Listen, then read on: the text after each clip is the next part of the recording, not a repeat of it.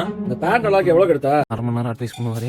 மாமா அது ரொம்ப முன்னாடி வாங்கினதா, அதான் மறந்துச்சு. இந்த காலத்து பசங்க எல்லாம் காசை பத்தி கவலையே இல்ல. அந்த காலத்துல நாங்க எல்லாம் பார்த்து பார்த்து செலவு பண்ணுவோம்.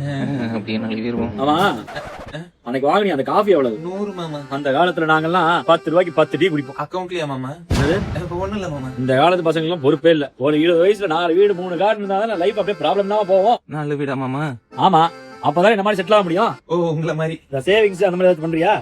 அது பண்றேன் மாமா. அதானே இந்த காலத்து பசங்க பண்றியா?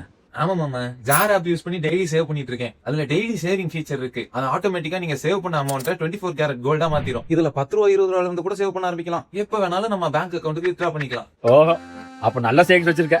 ஆமா மாமா, சிறு துள்ளி பெரு வெள்ளம் மாதிரி கொஞ்சம் கொஞ்சமா சேவ் பண்ணி வச்சிருக்கேன். ஓ அப்படியாப்பா?